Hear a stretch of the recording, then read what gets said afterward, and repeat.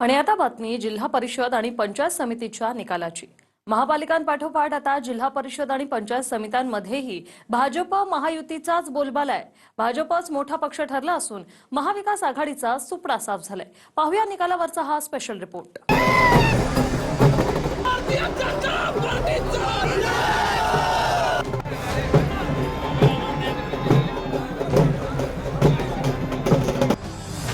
जिल्हा परिषद आणि पंचायत समितीच्या निवडणुकीत भाजप आणि महायुतीचाच डंका पाहायला मिळाला।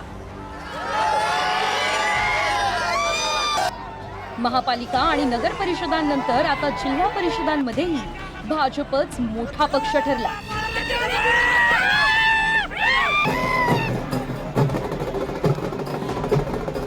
बारा जिल्हा परिषदांपैकी 7 जिल्हा परिषदांमध्ये भाजपची सत्ता आली। शिंदेंच्या शिवसेनेला 2 तर अजित पवारांच्या राष्ट्रवादीची 2 जिल्हा परिषदेत सत्ता आली। काँग्रेस, शरद पवारांची राष्ट्रवादी आणि ठाकरेंच्या शिवसेनेची जिल्हा परिषदेत वाईट स्थिती झाली। काँग्रेस आणि ठाकरेंच्या शिवसेनेला एकाही जिल्हा परिषदेत सत्ता काबीज करता आली नाही। महाविकास आघाडीच्या मदतीने शरद पवारांच्या राष्ट्रवादीला 1 जिल्हा परिषद मिळाली आहे। महाराष्ट्रातील जिल्हा परिषदा आणि पंचायत समितीचे निकाल हाती येत आहेत। आता काउंटिंगचा शेवटचा टप्पा चाललेला आहे आणि आतापर्यंत हाती आलेले निकाल आणि अंतिम टप्प्यातले कल लक्षात घेता महाराष्ट्राच्या जनतेने पुन्हा एकदा महायुतीवरच आपला विश्वास दाखवलेला आहे। 12 जिल्हा परिषदांमध्ये भारतीय जनता पार्टी पुन्हा एकदा सर्वात मोठा पक्ष म्हणून या ठिकाणी स्थापित झालेला आपल्याला पाहायला मिळतोय। कोणत्या जिल्हा परिषदेत कुणाची सत्ता आली पाहूया। सिंधुदुर्ग, सातारा, सोलापूर, छत्रपती संभाजीनगर, परभणी, लातूर, धाराशिव या जिल्हा परिषदेवर भाजपचा झेंडा फडकला। रायगड आणि रत्नागिरी जिल्हा परिषदेत शिंदेंच्या शिवसेनेची सत्ता आली। पुणे आणि कोल्हापूर जिल्हा परिषदेत अजित पवारांच्या राष्ट्रवादीची सत्ता आली आहे।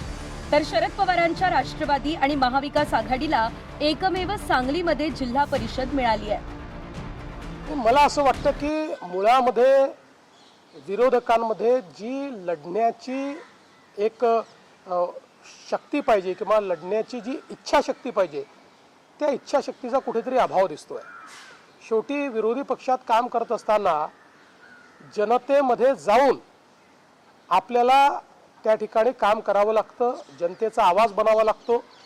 पण विरोधी पक्ष हा केवळ माध्यमांमध्ये दिसतो।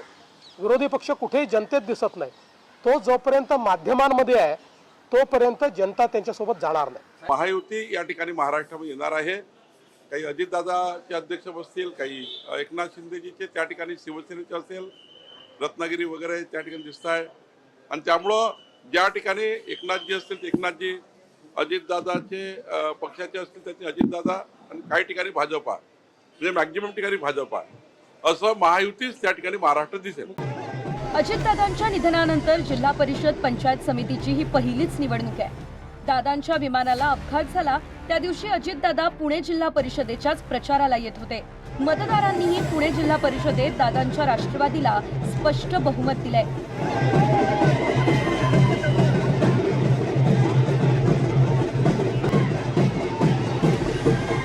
पुणे जिल्हा परिषदेत एकूण 73 जागा आहेत। यापैकी दादांच्या राष्ट्रवादीला 51, शरद पवारांच्या राष्ट्रवादीला 1 जागा मिळाली आहे। भाजप 10, शिंदेंची शिवसेना 5, ठाकरेंची शिवसेना 6 आणि काँग्रेसचं मात्र खातंही उघडलेलं नाही आहे।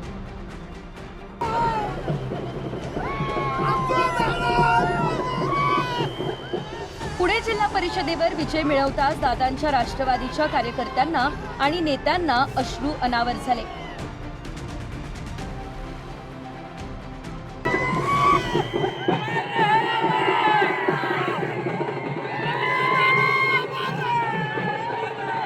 दादांच्यामुळे आज संपूर्ण महाराष्ट्र घडलाय। मावळ तालुक्यातील प्रत्येक गावामध्ये कार्यकर्त्यांना नावानिशी ओळखणारे आमचे दादा आज नाहीयेत। हे आम्हाला खऱ्या अर्थाने खूप मोठं दुःख आहे। जरी एका बाजूला आम्ही आनंदी असेल तर एका बाजूला आम्ही या ठिकाणी दुःख आहोत। झालेला विजय मी दादाला समर्पित करू शकतो। प्रचार नव्हता केला, काहीच नव्हतं केलं, का भावना आपल्या दाटून आली. पण खरोखरच आमच्या भावना दाटून आलेल्या आहेत. त्यामुळे आम्हाला शब्दही सुचत नाहीत. आज जर आमचे दादा असते तर आमचा हा किती मोठा आनंद होता. आमचा हा जो विजय आहे तो आम्ही दादांना समर्पित करतो. नेत्याचं कार्यकर्त्याला शाबासकीची थाप ही असतीच. आमचे नेतेच दादा होते आणि निवडणुकीचा निकाल ऐकला की आवर्जून फोन करून शाबासकीची थाप द्यायची. आज ती थाप द्यायला नाही येत, परंतु आशीर्वाद आहेत. इकडे सोलापूर जिल्हा परिषदेच्या दहिगाव गटातून पत्नी संस्कृती सातपुतेंच्या विजयानंतर राम सातपुतेंनी दंड थोपटले.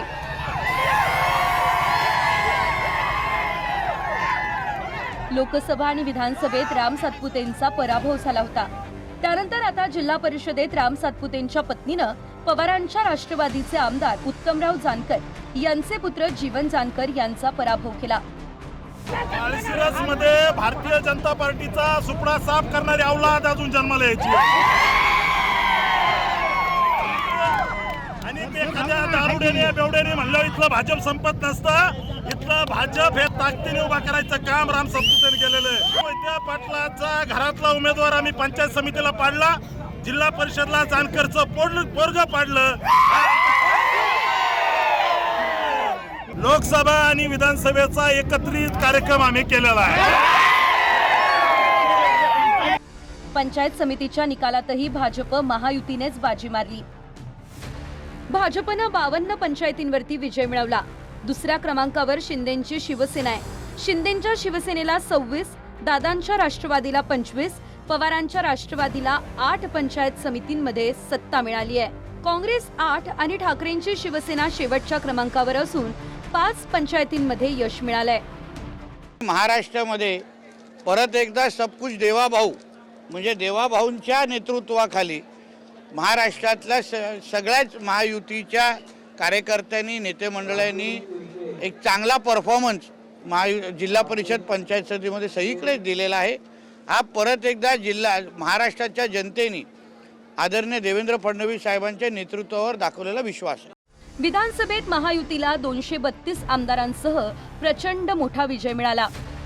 तेव्हापासून सुरू झालेली विजयी घोडदौड नगरपालिका आणि महापालिकेनंतर आता जिल्हा परिषद पंचायत समितीतही सुरूच आहे. Bureau report, TV9 Marathi.